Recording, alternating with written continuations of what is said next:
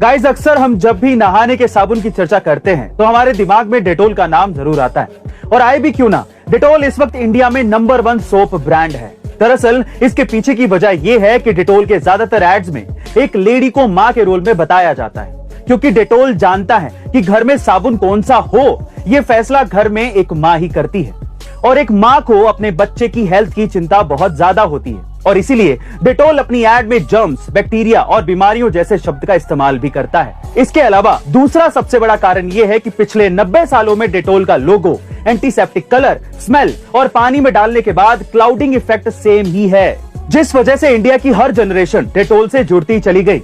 Guys, Dettol की strategy से एक बात बहुत क्लियर है कि कोई भी कंपनी सक्सेसफुल तब बनती है जब वो अपने कस्टमर की साइकोलॉजी को समझती है। ऐसी अमेजिंग वीडियोस के लिए शेयर, सब्सक्राइब एंड लाइक। मिलते हैं अगली वीडियो में। दोस्तों, रूस के हमले के बाद से अब तक 15 लाख से ज्यादा लोग यूक्रेन छोड़ चुके हैं। इनमें से करीब 10 लाख पोलैंड में हैं, जिनमें से कई लोगों को फौरन मदद की जरूरत है, क्योंकि इनमें से कुछ लोग कैंसर के मरीज हैं तो कुछ का इलाज बीच में ही रुक गया है। ये लोग सिर्फ जंग ही नहीं बल्कि अपनी जानलेवा बीमारियों से भी डरे हुए हैं। एक रिपोर्ट के मुताबिक यूक्रेन से पोलैंड आए हुए कम उम्र के कैंसर मरीजों को तो जंग की दोहरी मार झेलनी पड़ रही है। इनमें से जिन बच्चों को बहुत ज्यादा इलाज की जरूरत है उन्हें अस्पताल ले जाया जा रहा है और कुछ का होटलों में इलाज चल रहा है। ऐसे ही इंफॉर्मेटिव वीडियोस के लिए लाइक, शेयर, सब्सक्राइब करना ना भूले। मिलते हैं अगली वीडियो में। दोस्तों, जहां 8 साल का एक बच्चा अपने पिता से खिलौने लाने की जिद करता है, उसी उम्र में एक बच्चा अपने किसान पिता से ये कहता है कि पिताजी, हमें हमारे खेतों में गेहूं चावल की जगह पिस्तौलें उगानी चाहिए। ये सुनकर वो पिता चौंक जाता है और अपने बेटे से सहमे हुए दिल से पूछता है, बेटा ऐसा क्यों? तो बेटा जवाब देता है, पिताजी, अगर हम पिस्तौल की खेती करेंगे ना तो इन अंग्रेजों को आसानी से भारत से भगा सकते हैं। पिता ये सुनकर हैरान रह गए। दोस्तों, ये बच्चा कोई और नहीं, हमारे देश के शहीद-ए-आजम सरदार भगत सिंह थे, जिन्हें आज ही के दिन फांसी दी गई। दोस्तों, सोचिए कितना कठिन रहा होगा वो दौर जब एक बच्चा भी अपने देश के लिए सोचे। दोस्तों, नमन है उन शहीदों को जिन्होंने हमारे देश के लिए अपना बचपन भी बलिदान कर दिया। ऐसे वीर जवान को सत बार नमन। जय हिंद। गाइस, देशभक्ति क्या है और इसके क्या मायने होते हैं, ये शायद आप और हम नहीं बता पाएंगे, पर ये हम उससे सीख सकते हैं जिसने देश के लिए अपना सब कुछ न्योछावर कर दिया हो। कुछ ऐसे ही थे शहीद-ए-आजम भगत सिंह। वो कहते थे कि मेरे अंदर भी इच्छाएं हैं, मैं भी आशा करता हूं कि मुझे वो सब कुछ मिले जो एक अच्छी जिंदगी के लिए जरूरी है। मैं भी आप लोगों की तरह जीना चाहता हूं, लेकिन अगर बात देश की हो तो मैं ये सब कुछ बिना सोचे समझे छोड़ने को तैयार हूं, क्योंकि मेरे लिए मेरे देश से बढ़कर और कुछ भी नहीं है। और एक सच्चा देशभक्त भी वही है जो जरूरत पड़ने पर हंसते हंसते देश के लिए मर मिटने को तैयार हो जाए। गाइस, आज वही शहीद दिवस है जिस दिन हमारे 3 वीर सपूत भगत सिंह, राजगुरु और सुखदेव हंसते हंसते फांसी के फंदे पर चढ़ गए थे। शत नमन है उनके बलिदान को। जाते जाते शहीद-ए-आजम भगत सिंह की ये 2 लाइनें मुझे याद आती हैं। इस कदर वाकिफ है मेरी कलम मेरे जज्बातों से, इस कदर वाकिफ है मेरी कलम मेरे जज्बातों से, अगर मैं इश्क लिखना भी चाहूं तो इंकलाब लिख जाता है। जय हिंद, जय भारत। गाइस, भले ही आज युद्ध रशिया और यूक्रेन के बीच में लड़ा जा रहा हो, लेकिन पॉलिटिकली ये युद्ध अमेरिका और रशिया के बीच में ही लड़ा जा रहा है, क्योंकि अमेरिका शुरू से ही रशिया को रोकने की प्लानिंग कर रहा है। और इसी बीच अमेरिका ने रशिया के प्रेसिडेंट पुतिन पर एक चौंकाने वाला दावा किया है। जी हाँ गाइस, अमेरिका का कहना है कि पुतिन कैंसर जैसी किसी घातक बीमारी से पीड़ित हैं, जिसके लिए वो लंबे समय से स्टेरॉइड और बोटॉक्स का ट्रीटमेंट ले रहे हैं, जिससे उनके जिस्म के साथ साथ दिमाग पर भी इसका असर हो रहा है और इसी वजह से वो लगातार गलत फैसले ले रहे हैं। बहरहाल, अमेरिका का ये दावा पुतिन को बदनाम करने की साजिश भी हो सकता है, लेकिन आपका इसके बारे में क्या ख्याल है कमेंट सेक्शन में जरूर लिखिएगा। और ऐसी अमेजिंग वीडियोस के लिए शेयर, सब्सक्राइब एंड लाइक। मिलते हैं अगली वीडियो में। दोस्तों, हाल ही में जब यूक्रेन के प्रेसिडेंट जेलेंस्की ने कहा कि मैं रशिया के प्रेसिडेंट पुतिन से बात करने को तैयार हूं, तो पूरी दुनिया की नजर इस बातचीत पर ठहर गई, क्योंकि जेलेंस्की ने साफ कह दिया कि अगर पुतिन के साथ बात नहीं बनी तो वर्ल्ड वॉर 3 होगा ही होगा। लेकिन ये चिंता तब और बढ़ गई जब पुतिन की ओर से एक और हैरान कर देने वाला फैसला लिया गया। दरअसल कहा यह जा रहा है कि पुतिन ने अपनी फैमिली को न्यूक्लियर बंकर में छुपा दिया है, जो साफ तौर पर इशारा करता है कि कहीं न कहीं पुतिन के मन में न्यूक्लियर वॉर है।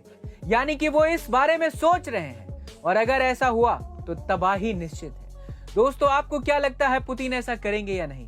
हमें कमेंट सेक्शन में जरूर लिखिएगा, और ऐसे ही इंटरेस्टिंग वीडियोस के लिए हमें लाइक शेयर सब्सक्राइब करना ना भूलिएगा। मिलते हैं अगले वीडियो में।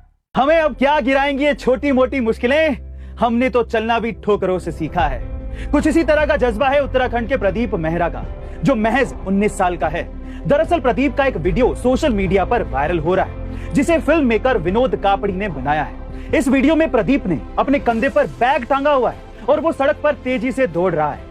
रात के 12 बजे प्रदीप को इस तरह से दौड़ते देख विनोद कापड़ी ने उसे लिफ्ट देने का ऑफर दिया, लेकिन प्रदीप ने मुस्कुराते हुए इसे इनकार कर दिया और कहा कि वो दौड़ते हुए ही अपने घर जाएगा। विनोद ने जब ये पूछा कि ऐसा क्यों, तो प्रदीप ने बोला कि वो सेना में भर्ती होना चाहता है और काम की वजह से उसे प्रैक्टिस करने का समय ही नहीं मिल पाता, जिस वजह से वो ड्यूटी खत्म करके घर इसी तरह से जाता है। इससे उसकी दौड़ने की प्रैक्टिस भी हो जाती है। गाइस, यही नहीं, प्रदीप की मां का इलाज भी चल रहा है। बावजूद इसके वो अपने सपने, अपनी जिम्मेदारी को बखूबी निभा रहा है। दिल से सलाम हो ऐसे हौसले को। गाइस, टाइम ट्रैवल एक ऐसा कॉन्सेप्ट है जिसको नकारा नहीं जा सकता, क्योंकि अगर हम एल्बर्ट आइंस्टाइन और इजैक न्यूटन जैसे साइंटिस्ट की थ्योरी को माने तो ये मुमकिन है, और अक्सर इससे जुड़ी खबरें आती रहती हैं। दरअसल एलेक्जेंडर स्मिथ नाम के एक शख्स ने अपेक्स टीवी से बात करते हुए कुछ वक्त पहले ये कहा था कि वो साल 1981 में ही टाइम ट्रैवल करके साल 2118 में गया था और वहां से वापस भी आया था। शख्स ने एक तस्वीर भी दिखाई जिसमें कुछ ऊंची इमारतें नजर आ रही हैं। इसका कहना साफ था कि वो फोटो भविष्य में खींची गई है, और सच में वो फोटो इस दुनिया की नहीं थी। स्मिथ ने इंटरव्यू में दावा किया था कि फ्यूचर में एलियंस धरती पर आ जाएंगे और वो अलग अलग देशों के लीडरों से संपर्क भी करेंगे। गाइस, भले ही अलेक्जेंडर की इस बात पर लोगों का ध्यान ना गया हो, लेकिन आपको क्या लगता है कि फ्यूचर में टाइम ट्रेवल पॉसिबल है? कमेंट सेक्शन में जरूर लिखिएगा, और ऐसे अमेजिंग वीडियोस के लिए शेयर, सब्सक्राइब एंड लाइक। मिलते हैं अगली वीडियो में। गाइस, एलोन मस्क और पुतिन के बीच चल रहे पंगे के बीच अब चेचेन कमांडर कादिरोव कूद गए। जी हाँ गाइस, कादिरोव पुतिन के बेहद करीबी माने जाते हैं और पुतिन ने उन्हें यूक्रेन के राष्ट्रपति जेलेंस्की को मारने भेजा था। दरअसल कादिरोव ने एलन मस्क से कहा कि पुतिन तुम्हें बुरी तरह हरा देंगे क्योंकि तुम एक कमजोर प्रतिद्वंदी हो। कादिरोव की टेलीग्राम पोस्ट में उन्होंने मस्क के लिए एलोना शब्द का इस्तेमाल किया। इसके बाद से मस्क कादिरोव को ट्विटर पर ट्रोल कर रहे हैं, जिसमें अब उनकी मां भी शामिल हो गई है। गाइस, ये पंगा लगातार बढ़ता जा रहा है। आपको क्या लगता है, इसका परिणाम क्या होगा? हमें कमेंट सेक्शन में जरूर बताइएगा, और ऐसे ही अमेजिंग इंफॉर्मेटिव वीडियोस के लिए हमें लाइक शेयर सब्सक्राइब करना ना भूलें। मिलते हैं अगले वीडियो में। गाइस, 2015 की उस रात ऐसा क्या हुआ कि दिल्ली का एक आम लड़का अचानक से एक मोलेस्टर के नाम से चर्चित हो गया? जी हाँ गाइस, ये घटना है साल 2015 की, जब दिल्ली की एक लड़की ने सर्वजीत सिंह नाम के एक लड़के पर शोषण का आरोप लगाकर उस पर केस दर्ज करवा दिया। बात यहीं तक खत्म नहीं हुई। सोशल मीडिया और हाइपर एक्टिव टीवी मीडिया ने भी उसे बदनाम करने में कोई कसर नहीं छोड़ी। इस घटना के बाद वो जिस कंपनी में काम कर रहा था, उस कंपनी ने उसे बाहर निकाल दिया, और दूसरी कंपनियों ने भी क्रिमिनल रिकॉर्ड की वजह से उसे नौकरी देने से मना तक कर दिया। यहां तक कि उसके रिश्तेदारों और दोस्तों ने भी उससे दूरी बना ली। उसकी पर्सनल और प्रोफेशनल दोनों ही लाइफ बिल्कुल तबाह हो चुकी थी। लेकिन वो कहते हैं ना कि सच प्रताड़ित हो सकता है पर हार नहीं सकता, और ऐसा हुआ भी। लगभग 4 साल बाद सर्वजीत पर लगे सभी आरोप गलत साबित हो गए। लेकिन गाइस, सिर्फ टीआरपी के लिए सोशल मीडिया और टीवी मीडिया ने उसकी लाइफ के 4 साल बर्बाद कर दिए। आपका इसके बारे में क्या ख्याल है? कमेंट सेक्शन में जरूर लिखिएगा। गाइस, अक्सर हमने सुना है कि भगवान की अदालत में सबका हिसाब होता है, लेकिन अगर वही भगवान खुद अदालत में खड़े हो जाएं तो? जी हाँ गाइस, अब ठीक सुन रहे हैं। छत्तीसगढ़ के रायगढ़ जिले में तहसीलदार कोर्ट ने भगवान शंकर समेत 10 लोगों को नोटिस जारी किया है और चेतावनी दी है कि सुनवाई में नहीं आने पर 10,000 का जुर्माना लगेगा और कब्जे वाली जमीन से बेदखल कर दिया जाएगा। दरअसल छत्तीसगढ़ की एक महिला ने कोर्ट में याचिका लगाई है, जिसमें शिव मंदिर समेत कई लोगों पर सरकारी भूमि पर कब्जा करने का आरोप लगाया गया है। सबसे हैरानी की बात यह है कि नोटिस में मंदिर के ट्रस्टी, प्रबंधक या पुजारी किसी का भी नाम नहीं है, बल्कि शिव मंदिर यानी कि भगवान शंकर का नाम है। मतलब कि भोलेनाथ पर अवैध रूप से जमीन पर कब्जा करने का आरोप लगाया गया है। गाइस, सोचिए, वो भगवान जो हमारे कर्मों का हिसाब करते हैं, लोगों ने आज उन्हें ही कटघरे में खड़ा कर दिया।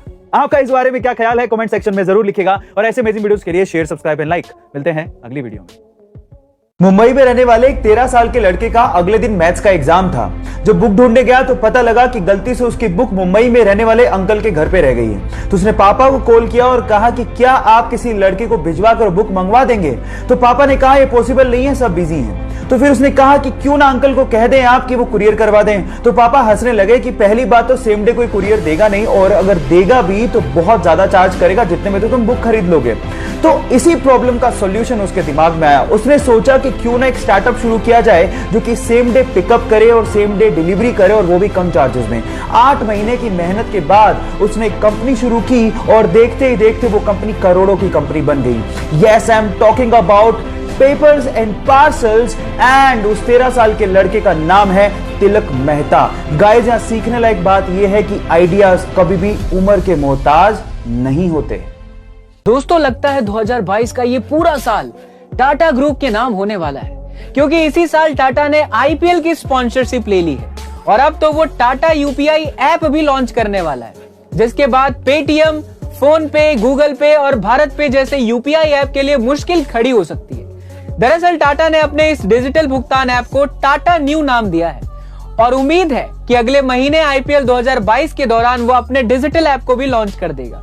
ये ऐप यूजर्स को यूपीआई ट्रांजैक्शन के साथ साथ टाटा डिजिटल के सभी ऐप जैसे big basket, 1mg, Croma, Tata cliq और टाटा ग्रुप की फ्लाइट बुकिंग जैसी सुविधा एक ही ऐप में देने वाला है। गाइस, ये बात तो क्लियर है, टाटा ग्रुप का ये नया यूपीआई ऐप डिजिटल दुनिया में एक नई क्रांति लेकर आने वाला है। और आपका इसके बारे में क्या ख्याल है, हमें जरूर लिखिएगा कमेंट सेक्शन में।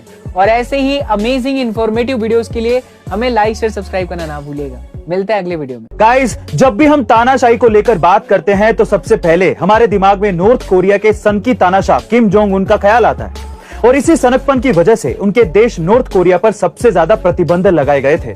लेकिन अब रशिया प्रतिबंध के मामले में उनसे भी आगे निकल गया है। जी हाँ गाइस, आप ठीक सुन रहे हैं। रशिया ने नॉर्थ कोरिया और ईरान दोनों ही देशों को पीछे छोड़ दिया है, और उसकी सबसे बड़ी वजह है यूक्रेन के साथ युद्ध। दरअसल ब्लूमबर्ग की रिपोर्ट के मुताबिक अमेरिका और यूरोपियन यूनियन ने रशिया पर 2778 नए प्रतिबंध लगा दिए हैं, जिसे मिलाकर रशिया पर अब कुल 5530 प्रतिबंध लग चुके हैं। बहरहाल अब रशिया के लिए ये बिल्कुल भी अच्छी खबर नहीं है, क्योंकि इसके चलते अब वो दूसरे देशों के साथ व्यापार नहीं कर पाएगा, जिससे उनका हाल भी नॉर्थ कोरिया की तरह हो सकता है। गाइस, आप इस बारे में क्या सोचते हैं कमेंट सेक्शन में जरूर लिखिएगा, और ऐसे अमेजिंग वीडियोस के लिए शेयर, सब्सक्राइब एंड लाइक। मिलता है अगली वीडियो में। दोस्तों, वैसे तो हम चिड़ियाघर को पशु पक्षियों के लिए ही जानते हैं, लेकिन क्या आपको पता है कि 19वीं सदी में यूरोप के चिड़ियाघरों में जानवरों के बजाय इंसानों को बंदी बनाकर रखा जाता था। जी हाँ, साल 1800 से लेकर 1900 के बीच यूरोप में ऐसे बहुत सारे चिड़ियाघर खोले गए थे जहां अमीरों के मनोरंजन के लिए आदिवासी लोगों को पिंजरे में कैद करके रखा जाता था। बहुत से चिड़ियाघरों में तो उन्हें जानवरों के साथ भी रखा जाता था। दोस्तों, मानवता को शर्मसार करने वाली यह हकीकत आज भी यूरोप के इतिहास में दर्ज है। क्या आपको इससे पहले इस फैक्ट के बारे में पता था? हमें कमेंट सेक्शन में जरूर लिखिएगा, और ऐसे ही अमेजिंग इंफॉर्मेटिव वीडियोस के लिए हमें लाइक, शेयर, सब्सक्राइब करना ना भूलें। मिलते हैं अगले वीडियो में।